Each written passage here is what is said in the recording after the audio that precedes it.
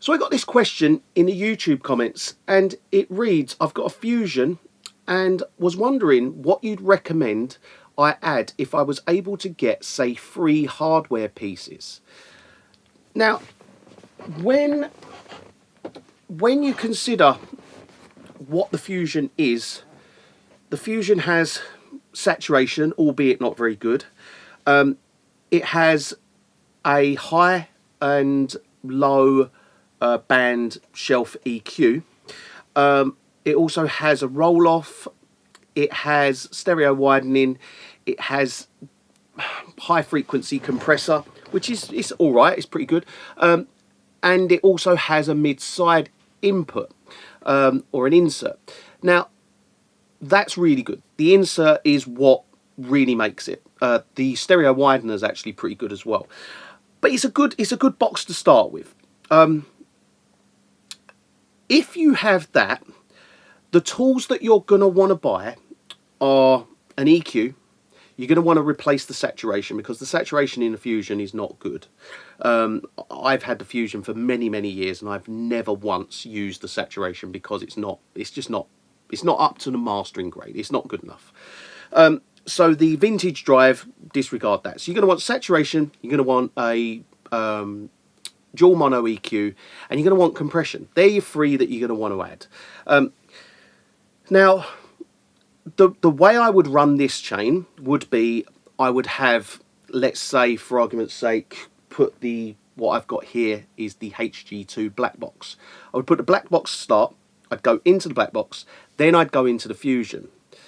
Some people might want to put the black box further down the chain. I personally like to saturate. I like to go into saturation, saturate that sound, and then move into the rest of the processing. That's why when you look at my chain, you'll see I go through all my saturation, then into my EQ, then into my compression. So the chain that I would select, I would have the black box, the HG2. I would go into that, then I'd go into my Fusion. So I go HG2 giving me the saturation. Think of it as the HG2, that's going to replace that vintage drive. Then moving into the violet EQ gives you the high and low shelf EQ. Then moving into what is then also as well, you've got the roll off there, so you can add that roll off. Then you've got the high frequency compressor, remove some of them harsh frequencies. Then you can go into the stereo widening, add some stereo widening, then into the insert. Now the good thing about the insert is you've got mid-side, so it gives you the best of both worlds. Now I personally, I've got about seven or 8 EQs in this chain because I like to have a lot of EQ options. And one option that you won't have in this chain is stereo, left and right, and then mid-side as well. Now if you have the option, if you can have a dual mono EQ and then a stereo EQ, so one you can use as mid-side, the other one you can use as a stereo EQ. For this purpose, being able to only fit 3 pieces of equipment, I would say put a dual mono EQ on that insert. Now the reason I say that is because then you can switch it to stereo or you can switch it to mid-side, which gives you the option then of using it mid-side. So you've got the left channel processes the mid, the right channel processes the side. You can then switch that to stereo, so the left channel processes left, right channel processes right. So that will give you mid-side and stereo options. You won't, however, get both. But what you do have is you have stereo, left and right, further back with the high and low shelf. So I would always have, I would always be working in mid-side if I had this sort of chain. Then hit the mid-side, process that EQ. Now the EQ I would choose, and this basically depends on budgets, I would go, it's a really tricky one, what one to recommend, because I would always recommend my EQs because, you know, I use these. There's a reason I've got these, because I use them and I like them. I would recommend the Buzz EQ because it's gonna be able to do pretty much everything you're gonna want it to do. Like I could have this Buzz EQ and the Golly Porter Grinder, the two of them together, and pretty much do every single piece of EQ that I actually need to do. I wouldn't recommend getting the Golly EQ simply because it's a very subtle, soft EQ. So I wouldn't necessarily recommend that. That's more of a luxury mid-side EQ. That's how I treat that. But an all-round overall workhorse of an EQ, that's going to be something like your Buzz EQ. Buzz REQ 2.2. Now, they're not cheap. They're about six to 7,000, I think. So they're not cheap at all. It's well worth getting one, though. If you were to want to go for something a little bit cheaper, there's nothing really to recommend in here that's cheaper. That it's kind of all up in that range. The one I can't recommend it is the Porter Grinder, because the problem with the Porter Grinder is Porter Grinder's already got mid-side, so that's brilliant as an additional EQ. The thing with the Porter Grinder is it's too subtle. It's not going to be your everything EQ. It's an incredible EQ, but it's an addition to another EQ. An EQ you could get the Masalek MEA2, but still, you know, you're talking £7 for one of them.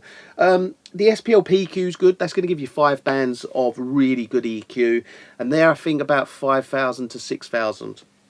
So you're still talking big money for these EQs.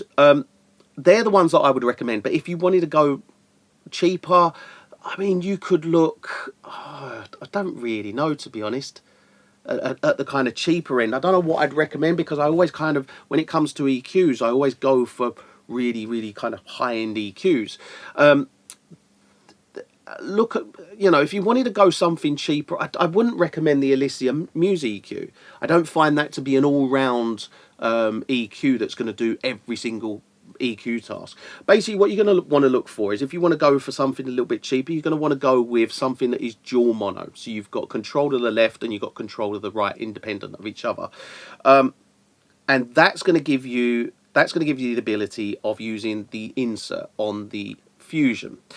Moving on, the next processor that I would run into and that I'd purchase in this chain would be a compressor. The compressor of my choice would be the SPL Iron that you see over here. That would be the compressor that I would choose, and it's the reason being is they're incredible EQs, incredible compressors, and they work brilliantly. And you will, as soon as you start using one, you'll realise how simple it is to use. Once you get it set up, you're literally, you know, attack, release and threshold, and you've got the air base on it. Everything about it is brilliant. You'll love that EQ. You'll love that compressor. That is one compressor that I've owned from day one since they came out, and I'll never get rid of it. It is my compressor. It's the one that I swear by. You know, as well, is they're relatively well priced, around 4,000 to 5,000, so they're not massively expensive. When, like, you know, I could sit here and I've got a Unfairchild and an Alpha in the other room. I could sit here and recommend them, but I wouldn't actually recommend them for this sort of chain. I want to keep, like, you know, an Alpha, £10, an Unfairchild, £14. There's no point me. I'd highly recommend them. They're brilliant, but I'm not recommending them in this video because, you know, the majority of people aren't going to want to spend £14 on a compressor. You know, it's deposit on a house for some people. It's ludicrous money. But in this sort of kind of question and answer, the SPL Iron's going to be about 4,000 to 5,000. I mean, it's still very, very expensive. But I would say put a compressor in there after. Now, one thing to also mention is, if you are on a budget, if you're sitting here going £4 for a compressor, £8, £7 for an EQ, God, the one thing you can do, and this is a really good way to start this sort of building this sort of chain, is get yourself a 500 series box. Right, get a 6B if you want to do this sort of thing. Get a 6B. Put like have the option of 3 stereo units. So you could add saturation, you can add EQ, and you can add compression, all in the 500 series format, and that will cost you a lot less than if you were to buy full big 19-inch rack versions. Obviously they're going to be slightly cut down, and they're not going to be as good as these, but the difference that you're going to get is that you'll be able to kind of go put in a 500 series unit and then go, right, I'm not really keen on that, take it out, put another one in, sell it. And you can, if one thing I will say in regards to 500 series is they very much keep their value. If you buy second hand, a 500 series series unit second hand, and you use it for a year and then want to sell it, you're most probably going to get the same price you paid for it.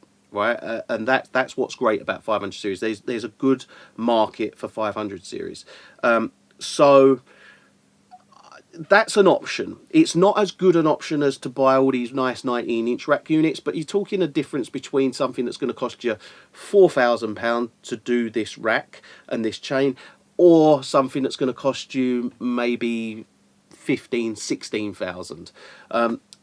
And you could put if you've got £4,000 as a budget, put the 500 series in, build yourself a nice rack. You could buy a new EQ when you've got the money to buy an EQ. Spend £8,000 on EQ, put an EQ in, and then keep that EQ or take it out and swap it with, swap it with basically that. Fund the buying of this unit slightly for it. So there's all sorts of options there, but basically the chain that I would choose if I had the option to add 3 units to a 500 series an SSL Fusion, if I had the option to add 3 units to that chain, I would add saturation with the HG2, I would add EQ with the Buzz REQ 2.2, and I would add compression with the SPL Iron. And that's what I would do, and you'd get a great sound through that. The HG2 is going to give you some lovely weight to your sound. It's going to give you a crispy top if you need crispy top. The Fusion is going to give you high and low shelf EQ in stereo. It's going to give you stereo widening. It's going to give you some de-essing. It's going to give you a little roll off if you need it. It's also going to give you the insert point for the mid-side. Your EQ is going to give you that EQ sound. You'll get some more width come out of it if you're using it in mid-side. The compression is going to give you great compression. Then what you can do, come back in the box and do your limiting, do any other processing that you want to do. That's going to cover pretty much probably 75% of what you need to do in the mastering chain. And yeah, I mean that's a nice little chain. You could get a great sound through that sort of chain.